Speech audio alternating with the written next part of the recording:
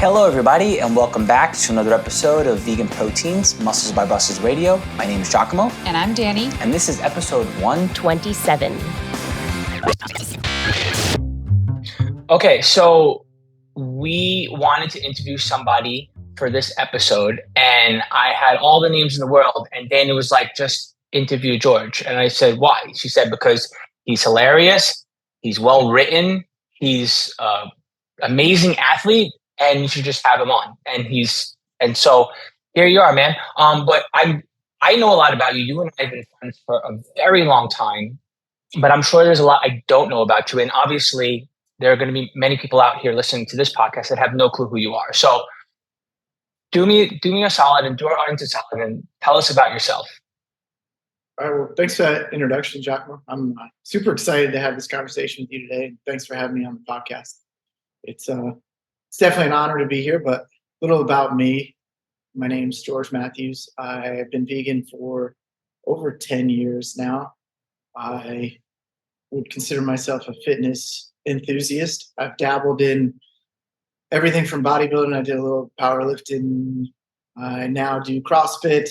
Sometimes I do endurance races that go poorly, but just love fitness and working out and doing all the different things. And my full-time job is in the Coast Guard. I fly helicopters for them. Got the Sounds like a UFO. That's okay. Yeah. We're good. Let that run its course. It's done already.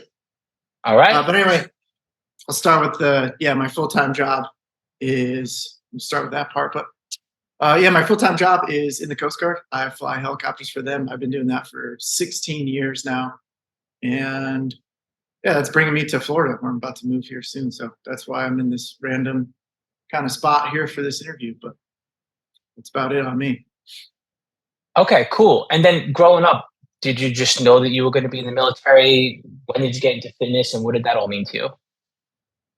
So my dad was in the Coast Guard, and I always, from as far back as I can remember, wanted to be in the Coast Guard and be a helicopter pilot. It was really the only thing I ever wanted to do with my life. So there's actually stuff from when I was a little kid where I drew out, like, when I grow up, I'll be a helicopter pilot. So I've been extremely fortunate that I was able to do that. It was challenging to get there, and it was a little bit of a rocky road to get there. I stumbled quite a few times, but eventually made it, and I'm super happy that I did. I stuck with it. And then in terms of fitness, I was always an athlete. I started out, first thing I did was actually karate when I was a real little kid. And then I started playing soccer, did hockey, football for a little while. And then eventually got into some martial arts stuff again, doing jiu-jitsu. And then when I went vegan, I actually saw the book that Robert wrote that had you in it, Giacomo. You were my first inspirations. I was like, man, look at all the muscles this guy has as a vegan. So I started bodybuilding, and I fell in love with that, and then realized I didn't love being hungry so much. So then I started doing other things and just fitness. And for me, really, it's been, for many years now, it's been just what keeps me sane. It's kind of like my therapy for me. It's got me through some rough days, and I just love it. It makes me feel good. Gotcha. So when you say that fitness is like your therapy and it gets you through rough days, what does that mean for you? Well, when I really started getting serious about fitness, and I tell a story a lot, I was in Puerto Rico at the time. I had just met Natalie, and it was my first flying tour. I went through a little bit of a rough patch in my life where I was going through some family stuff. I had a couple rough search and rescue cases that were kind of traumatizing, where I saw some stuff that people should probably never see. And then my friend actually passed away in a helicopter crash, and all that kind of happened at once. And I struggled a little bit, but I found that when I would work out, whether it was, I was doing a little bit of running at the time, I was doing a lot of jujitsu. And I realized during that, hour of training jujitsu, when I'd just be with my friends and we'd be doing physical activity, that I'd forget about the other stuff for a minute. And afterwards I would feel better. And when I had really bad days, I remember there was actually this room in the hangar in Puerto Rico where they had like the mats on the floor, and then they had a couple punching bags, and they had one of those dummies with its arm sticking out. And every once in a while, when I would be having a rough day, or I'd be struggling a little bit, I would just go in there and just go to town. I'd beat up everything that was in there until I was exhausted. And after that, I always found I just felt better. So that kind of has always been the thing. And I've realized that throughout, deployments, stressful days, I've had plenty of other cases, plenty of other things that have happened in my life. And the one constant is I've always been just maintaining that workout regimen, that workout plan. And it's always helped me to stay balanced. Gotcha. So a lot of traumatizing stuff with Coast Guard work that affected you. I'm guessing Right. probably still to this day, if you can still tell the story, it's got to be there.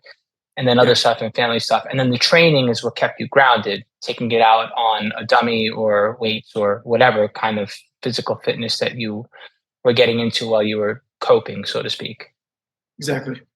Yeah. Okay. Yeah, yeah, I think often people turn to something in those times. I think this is where we see people that sometimes end up with alcohol or whatever it may be, something to get them through. Like everyone needs something to get them through those hard times.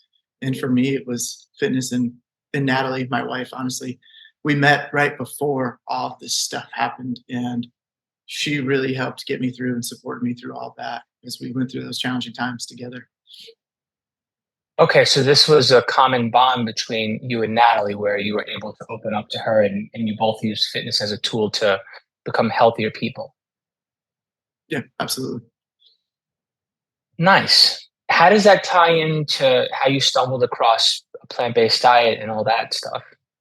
That It's interesting. Those stories kind of ran parallel. So when I was in flight school, so this was coming straight out of the Coast Guard Academy, it was like 2000, graduated in 2007. So this was about 2008, 2009.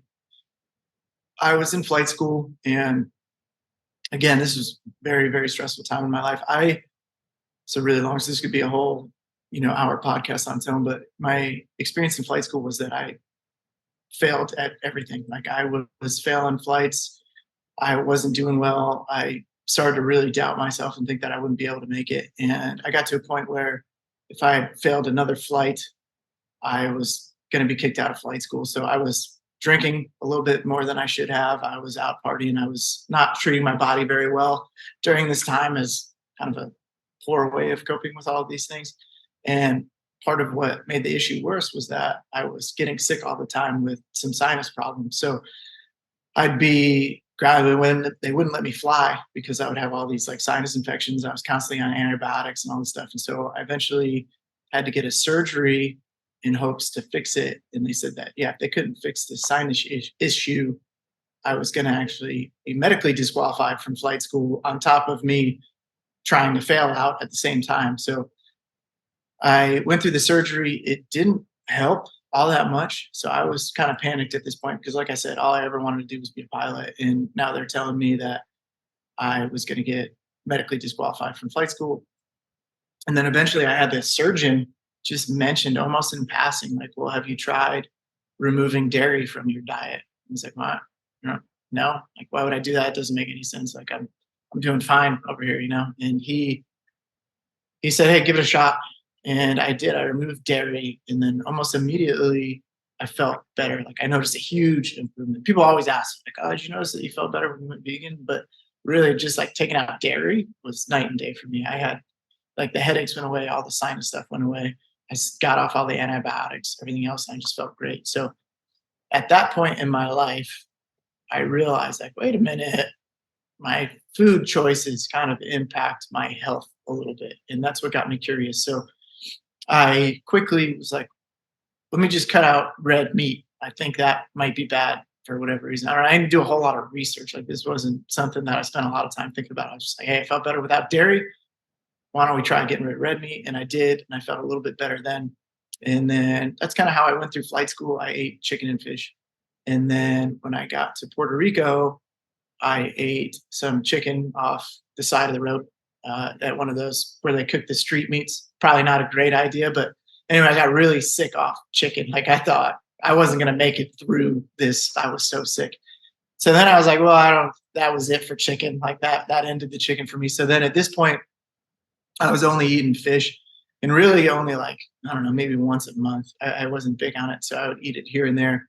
And then that's about the time where I met Natalie. So when I met my wife, she only had dairy and I only had fish, and we kind of made that work. And eventually I learned about more of, as I was researching the health stuff, I learned more about the ethical and the environmental impacts of veganism. And I was like, wait a minute, I don't want to support any of this stuff.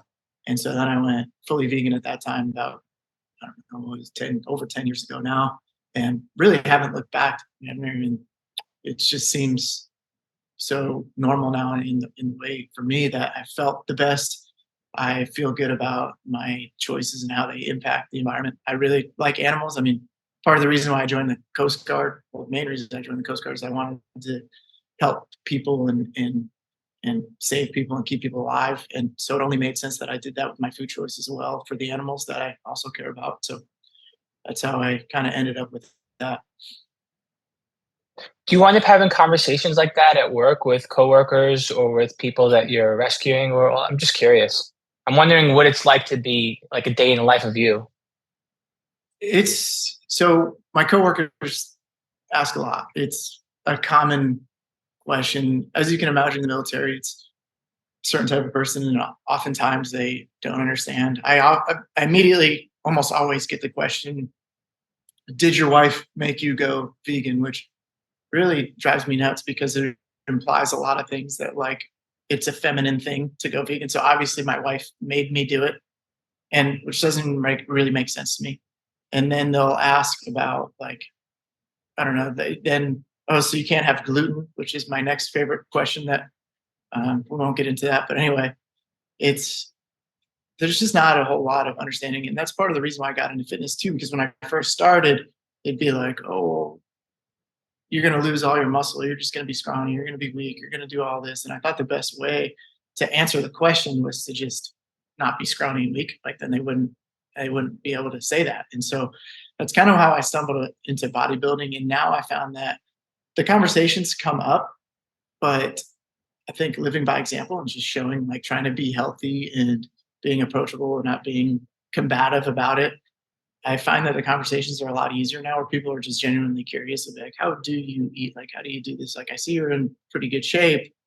How are you able to do that on a vegan diet? And so I'll educate them. And generally, like, when I first was vegan, I feel like it was a lot harder to have these conversations. People didn't understand it. And it was more just like I was being taunted. And now it's more people are genuinely curious, and it seems to be more mainstream at this point. So it's easier to have those conversations. And yeah, I mean, it's tricky because, like, I'd be on deployment, I'd do one of my last units, I'd be 60 days on a boat and having to have every meal with these people. And, I'd show up on the boat and they didn't have a whole lot of vegan options. So I'd be like carrying duffel bags full of food, and then I'd be making my own food. So every time I would sit down, people would be like, well, what are you eating? Why don't you eat the food that's on the boat? What does this mean? What? And so I'd have to literally, for 60 days, explain every meal over and over again, which, it was could be exhausting at times. But I think there's a lot of people that have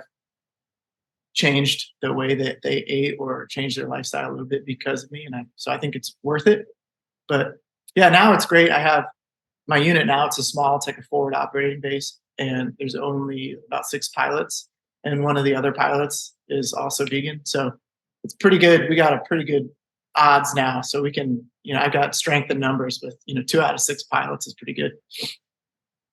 You didn't know any of that. That's pretty cool. You get to work with another pilot on your that's vegan. Mhm. And I can't Yeah. imagine the ongoing conversation, how exhausting that could be. And the thought of, Yeah. like, well, the hope, if this makes a difference with one person, and then sometimes it probably just feels like being hazed, or you get tired of it. But kudos to you for standing your ground and just dealing with the stupidity. On a lighter note, what do you give me an example of, like, the silliest response someone has ever given to you when they've questioned how you eat or and made a comment about it or whatever, and in your response, because you're the type of guy that would come up with something hilarious. At least that's the you that I, I know. I've, I've had a lot. The one, it's funny because the other vegan pilot, we laugh about this all the time because when we were both together, we were also stationed in Houston together, her and I. And we had a rescue swimmer come up to us and almost like berating us about like chromium. They're like, what are you going to do about chromium? I'm like, that's it. I haven't, like, I get a lot of other things, but chromium, I don't know. Like, I honestly haven't thought about it. Like, I hope I might not live through the day. Like, I'm not sure, but like, they were very, very concerned with chromium. I'm like, I think it'll be all right. To this day, I don't know about it, but we still laugh about like, oh, how's your chromium doing? But so yeah, I've had that one. Sometimes I don't know. I usually just laugh it off, like, because people say all kinds of ridiculous stuff. But that was a big one. The iron, of course, I get the soy estrogen man boobs conversation a lot, and I'm like, I usually just tell them I wish that I could grow that easy. I've been working my chest for years it hasn't been. Can't even tell. So if I could, I'd be just eating soy by the dump truck full if that would help me build my chest. But yeah, I don't know. Most of the time, people are pretty good now these days. Gotcha. Yeah, the conversations don't end. Like eventually, you just become desensitized, or you just wind up saying something off the cuff because you can't control people, and they're gonna come at you with whatever. And you've always been the type of person where I'm like, if I could be a fly on the wall for half your conversations based on how I see you respond to people, oh my gosh, I think I would have enough comedy in my life to last for a lifetime. Hey listeners, we hope you've been enjoying this episode and we appreciate your love of all things vegan fitness. For those of you who want even more support on your vegan fitness journey, check out our Muscles by Brussels community and become a member. By joining the team, you are one of our exclusive VIPs. As a member, you'll find over 200 macro-friendly, high-protein recipes that can meet any of your meal planning needs. You'll also receive training programs that update monthly. This training has progressive overload built into it, so you can be sure if you're following the program, you are making progress. All of this and more is located inside our Vegan Proteins members only app. As a Muscles by Brussels member, you'll unlock bonus courses, challenges, and more every month. You'll also be invited to our live Zoom video calls, which happen 2 times a month, and are absolute gold to those who show up. And if you can't make the calls, don't worry, you have the opportunity to email us whenever you want. You'll receive a video response to all of your questions from one of the coaches here at Vegan Proteins every time you message us. Members also receive 40% off many of our other services. And of course, our private community of like-minded individuals is like no other. Best of all, you can try this membership out for a full month at no cost to you with this special offer for our listeners only, because we appreciate and want to fully support you.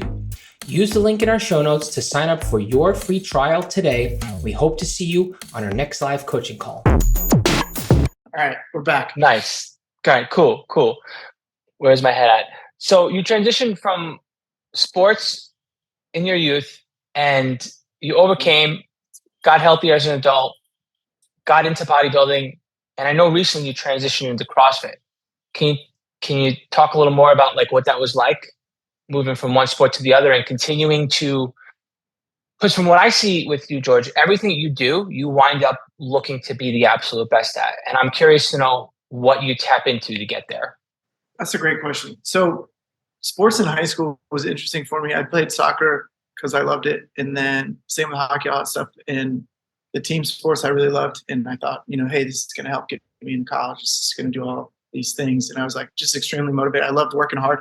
That was something that my family and my dad and my mom were really big on, was like, hey, you sign up for the team, you're going to finish the season and don't waste anyone's time by going out there and like giving half effort. Like you go all out. And they supported me in that because I loved it. Like I remember my dad one time, I lived in Virginia at the time, and I'll never forget, we went out. I was like, hey, I'm working on this thing with soccer. Like, I don't remember what it was. If it was like trying to make this certain type of shot or doing whatever. And he was like, okay, well, let's go to the soccer field. And I remember being there in the lights at the high school field, and it started like downpouring rain. And we were out there just in the rain at night, like doing this until we got it right. And my dad was just supporting it. And so I had that support growing up, which was huge. I was super lucky to have had that. And then that kind of carried through the years. And so, at the academy, I played ice hockey, and then I had a little bit of a.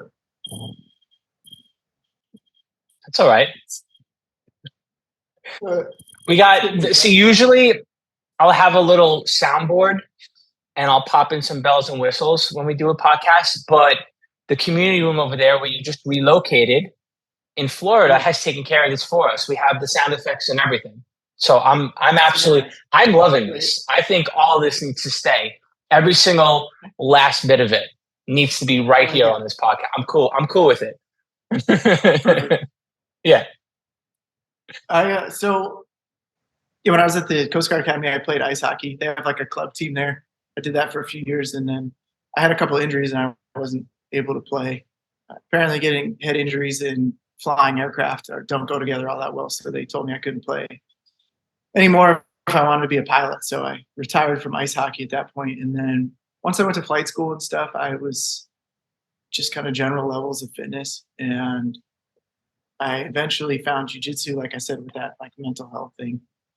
And transition from that, it was actually kind of a funny thing because I was like, well, I wanted to compete. Like I really, like you're saying, I wanted to go all in and I wanted to work hard. So I love jujitsu. I competed at it a couple times when I was in Puerto Rico. And then when I got to Florida, I was going to compete again. And then I broke my finger. It was nasty. Like it was my ring finger. It was like pointed about 90 degrees from where it was supposed to be. And of course, it was my ring finger. And this was like about 2 months before we were supposed to get married. So that was interesting. But anyway, I broke that. And then I had to have, the break was so bad that I had to have emergency surgery like a couple days later to put like a bunch of pins in it. I had a cast all the way up to like my elbow.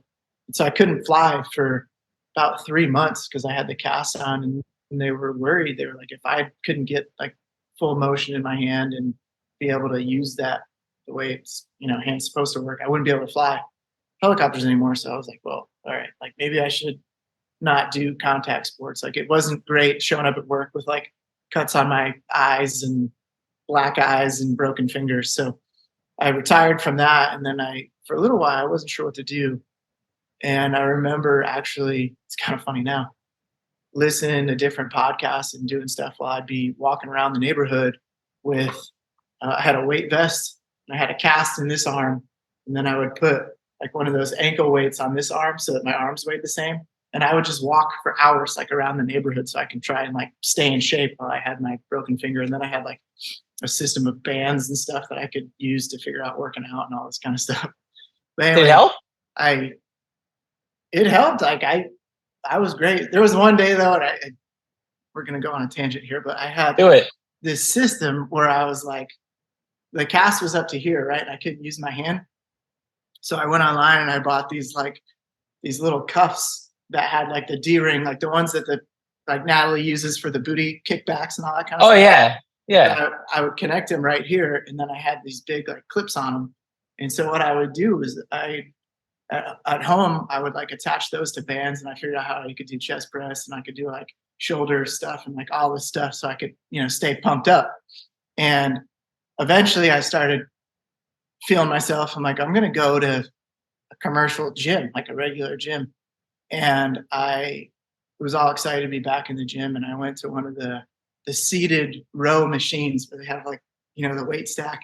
And I attached the pull cable. It had like 2 cables, and I attached one to each arm. And I was like, this is great. I can do a row, so I'm like doing the row.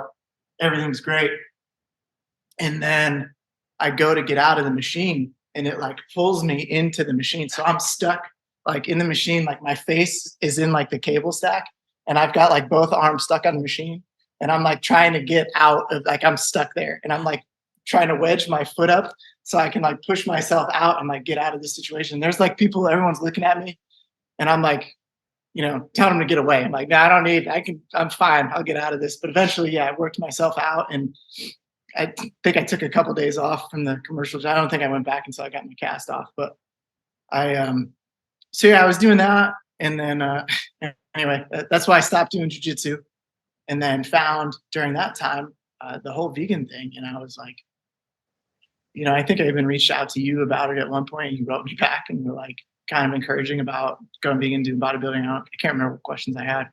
And then I was like, well, I'll do bodybuilding. So I went all in on that. My goal was I wanted to be a part of Plantbuilt.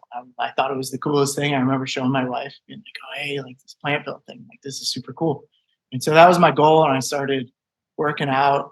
I went on stage for the first time at, I think I was like 130 pounds. I was lean. I was real lean, had that dialed in, but I just hadn't really built up enough muscle at that point. And then I did a couple shows, and then I did competed alongside you guys when you did Plantbuilt in Austin, and when Natalie was on Plantbuilt, my wife, and then did that. And then after that, I was kind of like in this phase where I'm like, bodybuilding was fun, but it wasn't really like my thing, I guess. Like I didn't like being hungry, and I was more into like, I loved the martial arts style training where it was just like you get really sweaty and tired and like go all out and you can eat as much as you want and do that kind of thing. So I kind of was figuring out my life for a little while, and I was doing like a hybrid training where I was doing like some bodybuilding. I was like, well, maybe I'll compete in powerlifting. So I did that. And then when I started doing CrossFit, I really fell in love with it because it was a mix of everything. Like I could do the stuff I learned from martial arts, the stuff I learned from bodybuilding, all the different things, and just like all in one. And I think, when you describe me as like being all in on everything, I think that's kind of how CrossFit is. It's like the perfect sport for people. Like I haven't really been great at any one thing, but when you take CrossFit, it's like you're best at being average at a bunch of different things. And so it kind of worked for me. And it's really about how hard you can work and how hard you can work out. And I just love that aspect of it. And yeah, the mental things is so huge for that. I think that being able to push yourself, and it's similar to bodybuilding. I mean, you know how it is. There's these days, I know you have them, we all have them, where you don't want to work out, or you don't think you can make it through the workout, or you don't know how you're going to finish that next rep, that next set, that next whatever it is. And that skill of being able to push yourself through that and get through that workout, I think is one of the most important skills you can have. And it translates into life. Like I still go back to, I was just talking to Natalie about this the other day. Like, if I'm doing a 20 or 30-minute workout or one of these harder, even hour-long workout, I go back to the fact that, I did this other workout that was longer. I know I can get through this. And then even in life, like when you have those tough days, you're like, I can get through this. Like I know how to do this because you've built that skill of persisting through adversity, which I think is why working out is so important for everyone. Yeah, for sure. And for those of you who are listening that don't already know, George is our fearless leader / team captain for the CrossFit, for the Vegan Strong Plant Build team. And you got a whole squad coming through too in October at Mr. America, and y'all are going to be competing together. Any thoughts about what your team is looking to accomplish and how that event is going to go? I don't know much about I know you said there were couples, right? That's about as much as I know. That's the extent. I'm pretty ignorant when it comes to CrossFit. Yes, but what we know so far, so I'm, number one, just so excited. Like I said, it was always my dream to be a part of Plantbuilt. And it's just funny that I ended up being a CrossFit athlete in Plantbuilt because I didn't expect that to happen. I just kind of started doing CrossFit. And, when you reached out after the bodybuilding, I was like, well, let's see if I can get some CrossFit going. And we've worked to get a team, and it's been amazing. Some of the veterans, because you used to do CrossFit before my time, and so I've got some of the veterans on the team, and like Cody and Sally and all them, and it's just incredible to first and foremost to work out with athletes that are vegan, that believe in the same things that you do, that understand that it's, for us, it's not just about winning and getting trophies, that it's more the behind the scenes of how we conduct ourselves and have the conversations and just change a couple of people's minds while we're out competing. That's what it's really about. And in terms of results, I think we have some very, very strong athletes. We've got a couple new athletes that I'm super excited to meet and work out with. And the way the format is this year is really fun. So last year it was all individuals, and then they had masters individuals as well. But this year it'll all be teams. So we're going to have teams of 2. So it's male, male, female, or female. And so we've got right now 2 male teams, 2 female teams. And I'm super excited about the talent we have. And more than that, I'm very proud of the people on the team because they're just such incredible people. Like I had the time of my life last year with them, just hanging out with them, getting to know these people and being around like-minded people that I think really are making a difference and that are committed to making a difference and changing people's minds about a plant-based lifestyle. Nice. Yeah, I'm pretty psyched. We're going to break a record this year and compete in 6 different sports for the very first time. And I'm looking forward to seeing what your team does when they roll out there. And you'll have more room because last year there was not enough space, I believe. So people were like crashing into each other and whatnot. But this year, that should hopefully not be the case. Not that either of us have seen what the field is going to look like. But so, and for you, do you see yourself doing CrossFit long term? Do you see yourself doing other sports competitively? Just curious. I see myself doing CrossFit long term. I love CrossFit just because it's so varied. And like what the problem I've had with other sports, I think, is that I get bored doing the same thing every day, and I like to change it up. And CrossFit encompasses so many different things. I mean, you have Olympic weightlifting, you do the big 3 from powerlifting, you do endurance stuff, you do like monostructural machine stuff, so like rowing, biking, running, all of that kind of thing. And then you do Olympic movements, which are a fun challenge, muscle ups, handstand push-ups, handstand walking, all the different like gymnastic movements. So there's really like no shortage of things. And then what I also love about CrossFit, I think, is it sets you up for many other different sports. Like, I on a whim ran a marathon, did a triathlon, I've done half marathons, Spartan races, all these kind of things, which almost all are part of CrossFit because they say it's unknown and unknowable, I guess. So it could really be anything that tests your fitness. And that's what I really love about it is just this general preparedness for life in general. And being a someone in the military, I think too, part of me always thinks that there's a chance that doing what I do, flying helicopters for a living out in the middle of the ocean, at night in storms, that there's a chance that I could end up in the water and my life would depend on me being fit and to be able to stay afloat or to stay in the water and swim for a long period of time. So I think that it prepares you for that. And that's part of what drives me as well is just knowing that somebody might depend on me in my level of fitness someday. And so I love that aspect of it. I think it's good too for longevity in terms of just functional movements. I laugh a little bit because what sort of got me into CrossFit was I'd been bodybuilding. And when I was bodybuilding, I was like, hey, I'm bulking up. So like cardio, like I wasn't even, I tried to avoid walking upstairs or doing anything. It was either I was lifting or I was like sitting on the couch, just making sure the gains were being processed. You know what I mean?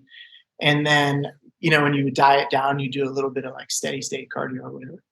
And so there was at least like some cardio at some point in the year. And then I remember when I was kind of dabbling in powerlifting, I was like training as a powerlifter and I was thinking about doing a powerlifting meet. And this was towards the end of my time in Houston. And for my friend I talked about that passed away earlier, there's like this, they call it the Coast Guard Aviation Workout to Remember. And we do it every year to kind of honor everyone that's passed away in Coast Guard aviation. In the workout, it starts with a 400-meter run. It's like a quarter-mile run. I remember doing this particular year when I'd only been doing powerlifting. And I remember doing the first 400-meter run, and I thought I was going to go into cardiac arrest. Like I didn't think I was going to survive the 400-meter run. And that workout performance, it took me it felt like the better part of a day to complete this workout that's supposed to be, less than an hour. And I was like, okay, I need to start like doing something. Like I didn't feel like an athlete anymore.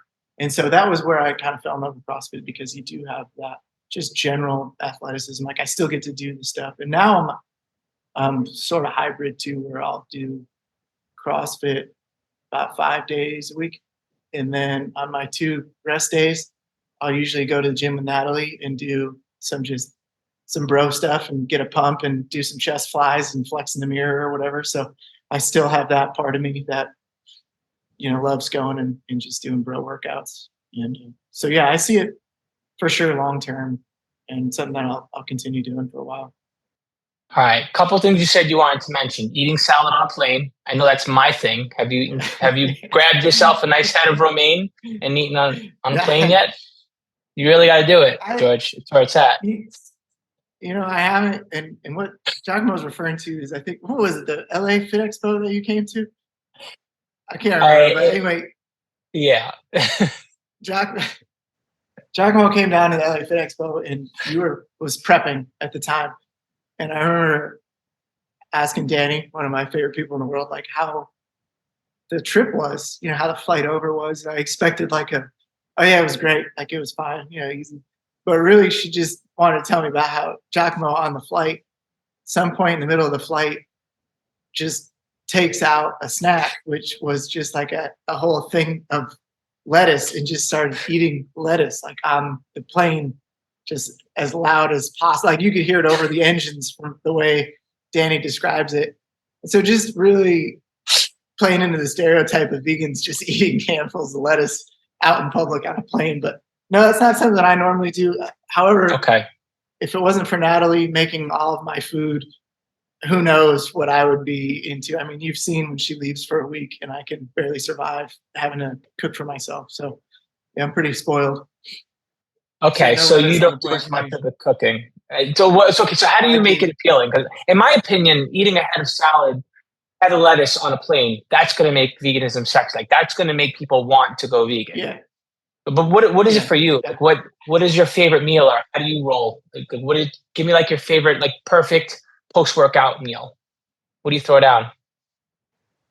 I've got to. So I got to give a disclaimer that people always ask me one of the questions, like if they're curious about vegan, like, oh, what do you eat for protein? How do you cook tofu? And they ask me, and I'm like, I don't have the slightest clue. I don't cook I haven't cooked a meal in so long. So, fortunate enough, Natalie, who is a chef, one of the best cooks ever, makes all my food. She doesn't let me make food because I destroy the kitchen, and she just like feels bad for me when I try to make my own food. So she makes everything. She does all my macros. She does all of it. And so I'm super fortunate. One of the many reasons why I'm lucky that I'm married to her, but she takes care of me, and the meals she makes are all incredible. But really, I love pizza is one of my favorites, any type of vegan pizza, which is one of the few things that I can make in a pinch. I can throw a vegan pizza together, but that's probably my favorite. Donuts, I love, which is funny because I didn't care at all about donuts until I went vegan. And then when I went vegan, it was like this constant quest of trying to find the best donuts I could find. That's a big one. She makes a couple like Puerto Rican recipes too that are just like phenomenal. She just makes like the Puerto Rican rice that she makes, the rice condules, rice and beans. The pasteles are really good. She's got a whole bunch of Puerto Rican stuff that's phenomenal that she's made vegan. So yeah, I'm spoiled, but yeah, don't come for me asking for recipes because I couldn't tell you the first thing about how to make anything. Okay. Well, I'll make sure that we leave a link below in the show notes for Natalie's cookbook. That way the listeners, like whoever's here watching us, if you're still here, and you could check out that recipe book and make something on your own. Yeah, of course. What about you? How do people find you if anyone wants to be in touch? So I am on Instagram at George Richie Matthews. It's my full name. Richie with a T. And sometimes I go on Facebook. I don't know. I'm not huge in social media. I am though. Did you see? I finally have committed. I've told the people on the internet that I'm trying to write a book now. So I've got a website, georgerichiematthews.com. Currently, it has some stock photos of succulents. That was what was on the stock website. So don't go there right now. There's probably nothing there, but there is a website that someday is going to exist. I don't know, decided I'm going to try and write a book. I don't know what that's going to look like or where it's going to end up, but I like to write. I like telling stories. So here we are. Well, you write a lot of the stuff for the Vegan Strong Plantbuilt team behind the scenes, which many people may not know. And Danny and I both know how much you enjoy writing. Do you have any idea at all what it is that you want, what kind of stories you want to tell, or what? Nothing? You're just going to take the pen and start going and see where it goes? I think I do. So some of the themes of it is just, I think that what makes my story relatable and no different than a lot of people is the fact that to get to where I am now, which is really living the way I wanted to live my whole life. Like I'm doing exactly what I dreamed of doing and doing all that. That I failed so many times getting here. Like I have failed every way you can possibly fail. Like I got rejected trying to go to the Coast Guard Academy.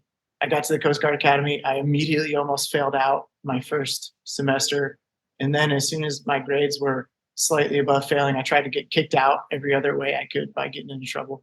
And then after that, I finally made it to flight school, where I also tried to fail out of that. And so I think that it's just my story is relatable, and that I've just fallen short so many times. And the only reason I've had any success, if you want to call it that, is just because despite all those failures, I just kind of wouldn't give up, and I just kept going. And I think there's power in that, and I think that would resonate with people. And I just think it'd be fun to share that message, share that lesson. Thank you. Yeah, it's nice to hear the mental toughness. It's really cool to hear about your struggles, because all I see are the successes, and I'm like, how are you so successful? And it's also nice to know that you've gone through a lot of failing to overcome and get where you are today. You're even more, I admire you that much more now, and I'm glad that we got a chance to have you on the podcast. This has been really cool. Yeah, no, thank you. Like I said, it's a dream come true. I mean, you were my first inspiration of wanting to be a bodybuilder. It was like, I can remember clear as day, like sitting on my back deck reading Robert's book and seeing a picture of you. And that was like the moment where I was like, I'm going to be a bodybuilder. I'm going to prove everyone wrong that thinks I'm going to be scrawny. I'm going to look like Giacomo in a couple minutes here. And and here we are. So yeah, it's huge to see it come full circle. Well, I'm looking forward to chilling with you at Plantbuilt, doing our thing and rolling out and competing. Thank you again for sharing your story and giving our audience a chance to get to know you a little better. I'll make sure to leave the Succulent website, soon to be a website with your book on it, and a link to Natalie's cookbook, as well as a link to find you on Instagram. And thank you so much for being on the podcast. Yeah, thanks for having me. Appreciate it. All right, everybody. Thanks so much for tuning in to another episode of Vegan Protein's Muscles by Brussels Radio. Please stay in touch with us on socials at Muscles by Brussels, at Vegan Proteins, also at I Am Just Athena. Keep the conversation going with our private community by becoming a Muscles by Brussels member, or just hit the contact button on veganproteins.com. You will get a human response from one of us every single time. I promise you. Once again, my name is Giacomo. And I'm Danny. We'll talk to you soon.